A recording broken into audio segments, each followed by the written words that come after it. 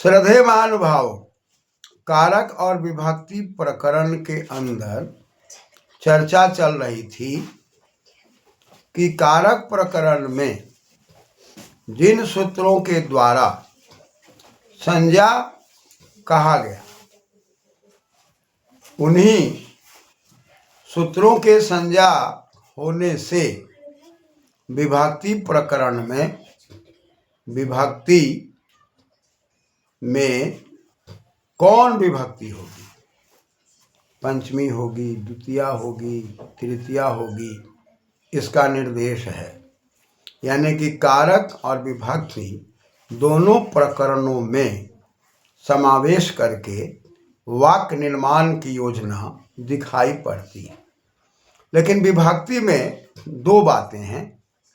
एक बात है कि संज्ञा होने पर विभक्ति का होना, और एक किसी शब्द के योग से भी विभक्ति का होना। वहाँ पर संज्ञा नहीं है, फिर भी शब्द के योग से उसमें विभक्ति की बात आ रही है। अतः विभक्ति के नज़दीक होने से उसे उपविभक्ति कहा गया है। उदाहरण के रूप में नमः स्वस्ति स्वाहा स्वधा लंबस्यो गच्छ, इस सूत्र में नमः के योग में चतुर्थी भक्ति की बात कही जा रही है। यहाँ शब्द की प्रधानता है, अतः यहाँ पर उपविभक्ति है। लेकिन जैसे ही हम कहते हैं कर्मणि द्वितीया और ऊपर से अनुवृत्ति करते हैं अनभिहिते, अनभिहिते का मतलब हुआ अनुक्ते अकथिते, कर्मणि द्वितीया विभक्ति भवति, जिसको न कहा जा रहा है। अब यहाँ पर प्रश्न खड़ा हो रहा है, कहा जा रहा है, न कहा जा रहा है, तो किससे नहीं कहा जा रहा है? तो पहला हम लोगों ने कल विचार किया था तिंग से।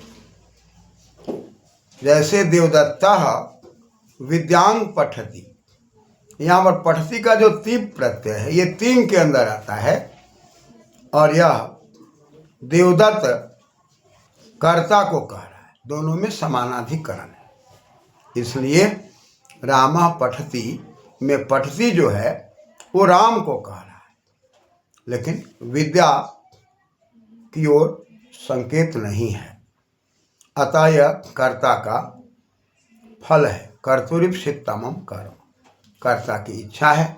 अतः विद्या में द्वितीया विभक्ति की बात कर्मणि द्वितीया से हो रही है।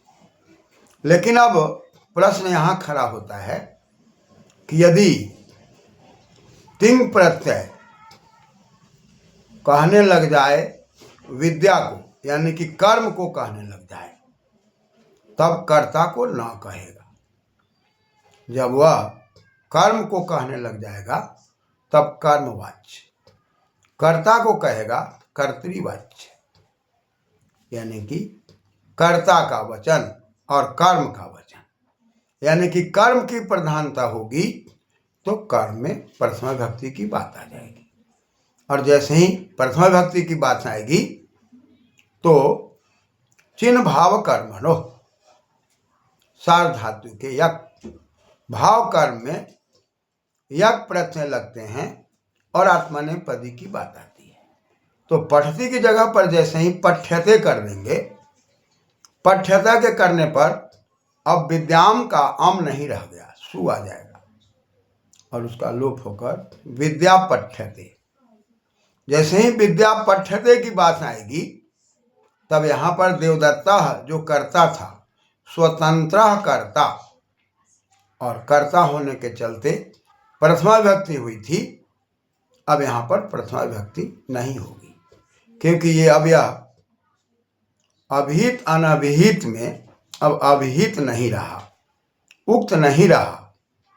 यहाँ पर पठ्यते विद्या शब्द की ओर इंगित हो गया, यानी कि कर्म में प्रथमा की बात आ गई।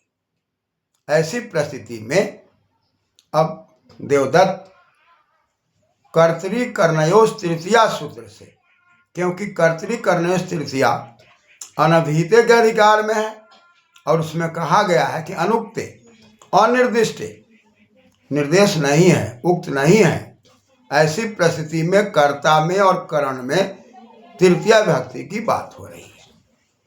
अतः अब वह जो देवदत्त कर्ता है, इसमें तृतीया विभक्ति की बात आएगी और तृतीया विभक्ति में टा आकर इन होकर आदि प्रक्रियाओं से जुड़कर देवदत्तेन हो जाएगा। देवदत्तेन विद्या पठ्यते।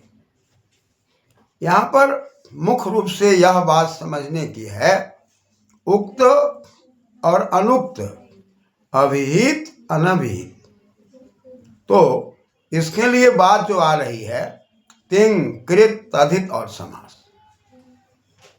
तिंग प्रकरण है या कृत प्रकरण है या तद्धित है या समास है।